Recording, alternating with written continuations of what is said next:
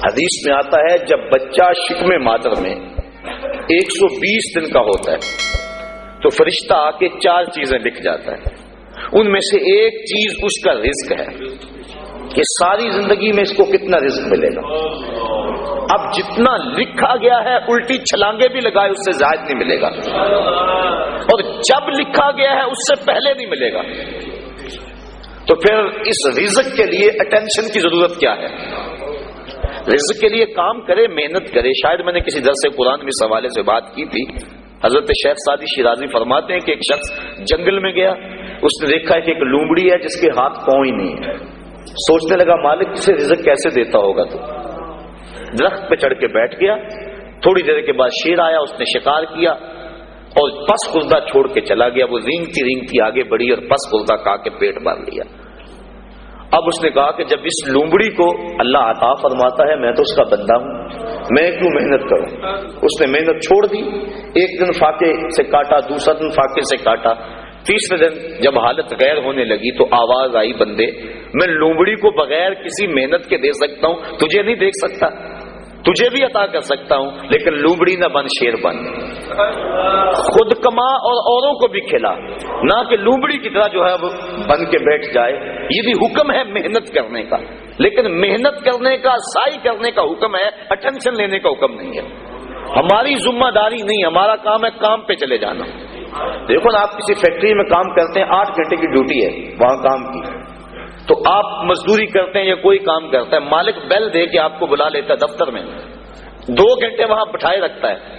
آپ کو پریشانی ہونی چاہیے کہ وہاں کام جو ہے وہ نہیں ہو رہا. آپ کو کیا غرض؟ جس نے کام پہ لگایا اس نے بلایا. مجھے تو مہینے کے بعد پوری تنخواہ ملے گی چاہے سارا دن بٹھائے رکھے. تو اٹینشن نہیں ہوتی کہ 8 گھنٹے میرے پورے ہونے ہیں. جس رب نے رزق لکھا ہے وہ کہتا ہے چھوڑ کاروبار, حیا علی الصلاۃ, حیا علی الفلاح, آجا اب میری چوکھٹ پہ آجا.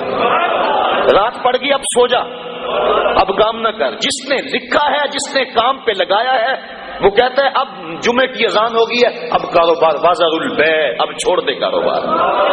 تو اب جس نے کام پہ لگایا وہی تو بلا رہا ہے, اور ہم کہتے ہیں تیرے بلانے پہ نہیں آئیں گے.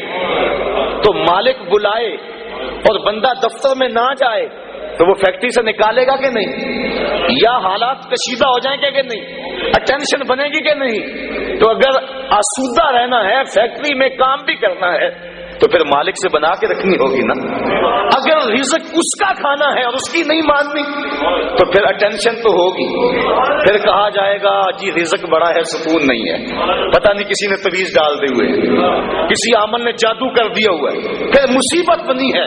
لیکن اگر اس کی مان لیں, جب کہتا ہے کام پہ جاؤ کام پہ چلے جاؤ, اور جب کہتا ہے مسجد میں آ جاؤ مسجد پہ آ جاؤ, اور جب کہتا ہے اب سو جاؤ اس وقت سو جاؤ, کہتا ہے اب تہجد ہوگی اٹھ کے مصلی بچھا لو, مصلی بچھا لو. جو کہتا جائے کرتے رہو, تمہیں ٹینشن نہیں ہوگی, زندگی کی بہار نصیب ہو جائے.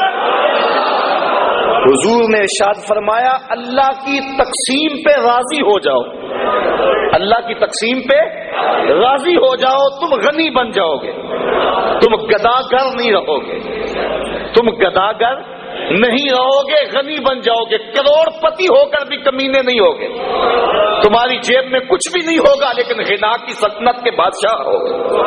اس کی تقسیم پہ راضی ہو جاؤ. اور مجھے واصف علی واصف کا اچانک جملہ یاد آ گیا. اس نے بڑی خوبصورت ایک بات کہی.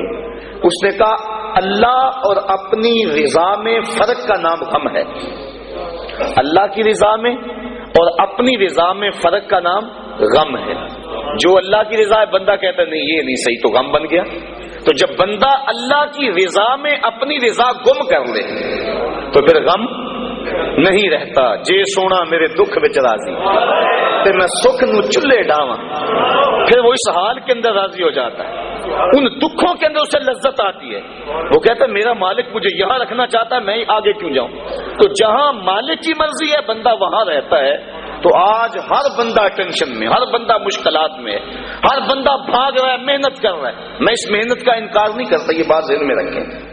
شریعت میں اس کا انکار نہیں کیا, انسان کو سعی کرنے کا حکم دیا ہے. لیکن اس کے لیے ہمیں ٹینشن لینے کی ضرورت کیا ہے؟ جس طرح بندے کو موت تلاش کرتی ہے, روایات میں آتا ہے اس طرح بندے کو رزق تلاش کر لیتا ہے. گناہ سے بچنے کے بارے میں حکم ارشاد فرمایا. کہ گناہ سے بچا جائے.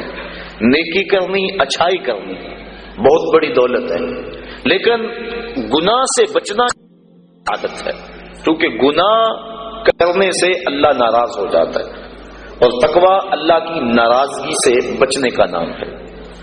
تقوی کے بارے میں علماء کرام نے اور بھی روایات، مختلف اقوال بزرگوں کے بیان کیے ہیں کہ انہوں نے تقوی کی دولت اختیار کر کے اپنے آپ کو جنت کا حقدار بنایا اور اپنی زندگی کا ایک ایک لمحہ اللہ کی رضا کے لیے گزارا.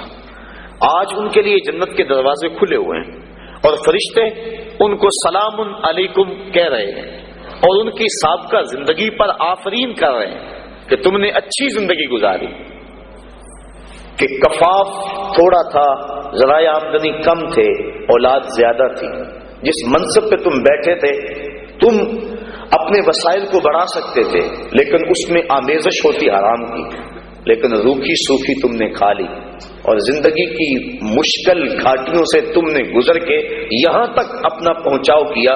آج اللہ کی رحمتیں بڑھ کے تمہارا استقبال کر رہی. یہ ہے بڑا مشکل کام آج کل بالخصوص، جبکہ دوڑ لگی ہوئی ہے، ہر شخص ایک دوسرے سے آگے بڑھنے کی خواہش کے اندر حلال حرام کی تمیز چھوڑے ہوئے ہیں، اور بات کسی سے کرو تو ہر کوئی یہ کہتا ہے جی کیا کریں، پیٹ کے لیے لگے ہوئے ہیں. پیٹ تو 2 روٹیاں صبح مانگتا ہے، 2 شام کو مانگتا ہے، 2 دوپہر کو مانگتا ہے. پیٹ کا اتنا لمبا چوڑا مطالبہ نہیں ہے، صرف ہم 2 دنی 4 کے چکر میں پڑے ہوئے ہیں. جو بندہ جہاں ہے وہاں وہ راضی نہیں ہے. اور اس حدیث کا جو دوسرا ٹکڑا ہے، حضور کی جو دوسری نصیحت، اس میں یہ فرمایا گیا اللہ کی تقسیم پہ راضی ہو جاؤ، سب سے بڑے غنی ہو جاؤ گے. غنا دل کی بے نیازی کا نام ہے. تو جتنی مرضی دولت اور پھر بھی طلب ہو تو پھر تو انسان اس طلب میں جل رہا ہے، اطمینان مل ہی نہیں رہا. لیکن کفاف تھوڑا ہے، ذرائع آمدنی تھوڑے ہیں، اس سوکھی روٹی پر بھی صبر ہے، قناعت ہے، تو جو لطف اس دسترخوان پہ بیٹھ کر کھانے کا ہے وہ 5 اسٹار ہوٹلوں میں کھانے کا بھی نہیں ہے. تو یہ حضور کا جملہ کتنا خوبصورت ہے. اور اگر نہیں ہم اللہ کی تقسیم پہ راضی ہوں گے تو کیا کریں گے؟